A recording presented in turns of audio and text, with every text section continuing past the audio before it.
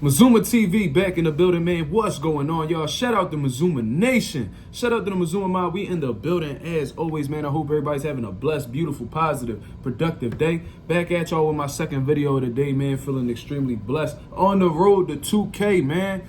We about to hit that 1900 mark in due time. So shout out to the nation and the mob for making this possible.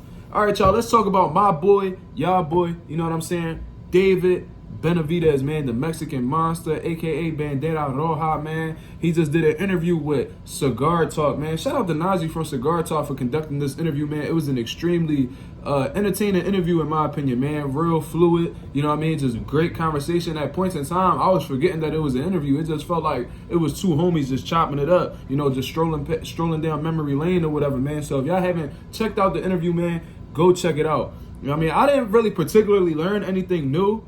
But to be fair, to be really honest with you, I'm a huge David Benavidez fan, so there's not much about David that I already don't know. You know what I mean? Whether we talking about him only having 10 amateur fights, you know what I'm saying? His upbringing pretty much being in his brother's shadow and making a way out, you know what I mean?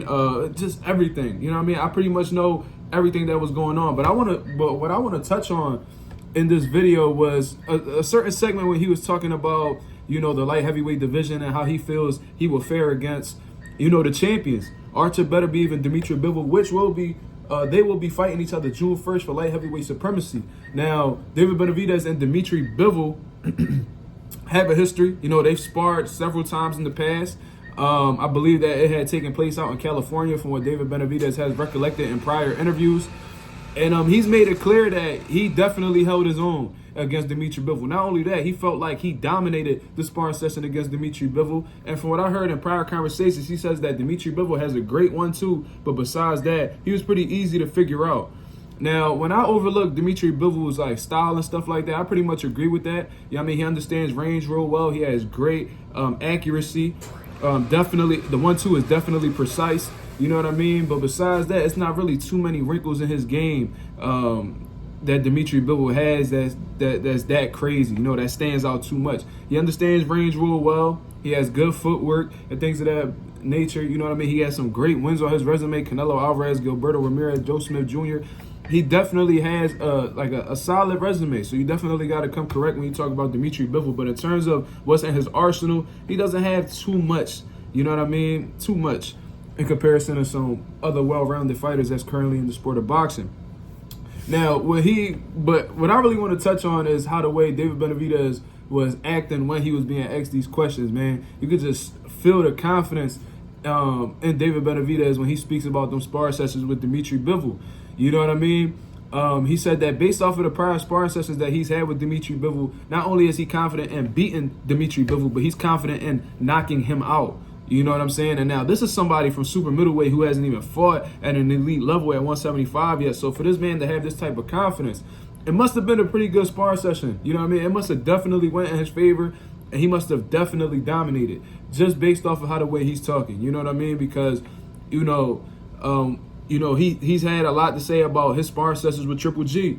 He says how Triple G had hurt him with a body shot, but he also hurt Triple G and stuff like that. But when he talks about Dmitry Bivol, it just seems like it was a one-sided ass whooping. Now, I just seen the Diego Pacheco interview that Fight Hype had conducted with him, and he said that he was there during the sparring session with David Benavidez and Dmitry Bivol. And he said that from what he recollects, they've only did like 5 or 6 rounds, somewhere around them many rounds. And he said how the first round was competitive. But, you know, as the rounds went on, David Benavidez made the adjustments necessary and pretty much just wiped the floor with him. You know what I'm saying? David Benavidez also said in that interview that he feels like Beterbiev would be the harder fight just based off of the knockout ratios. You know what I mean? But, you know, Beterbiev is also flat-footed, so that could definitely make the fight easier for him.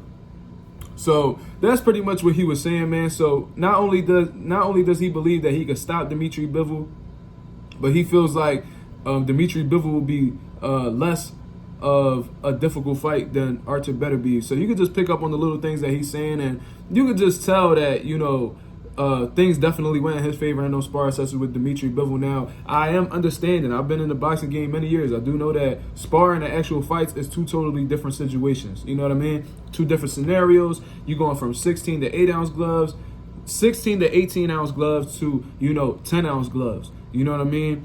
It's a totally different setting. You know what I mean? It's different things on the line, different things you got to be more cautious of. And, you know, who knows? Dmitry Bivol may be capable of defeating David Benavidez if they were to ever fight. You know what I mean? But, you know, it just seems like David Benavidez has a lot of confidence in his abilities going up against a fighter like Dmitry Bivol, man. So I'm really looking forward to seeing what David Benavidez does against Alexander Volzdik. If he comes out victorious, God willing, he comes out victorious, then he'll be able to face the winner of Benavidez and Bivol. You know what I mean? Which is a 50-50 fight, in all honesty, in my opinion. You know what I mean? I am leaning more towards Benavidez, but Dmitry Bivol is definitely capable of coming out victorious in that bout. So y'all let me know what y'all think about this, man. David Benavidez not only believes he can defeat Dmitry Bivol, but he believes he can knock him out. What do you think his chances are in defeating Dmitry Bivol? Can he stop him? Y'all let me know in the comments below. This is Mazuma TV. Thank you very much for tuning in. I'm out of here, man. Peace.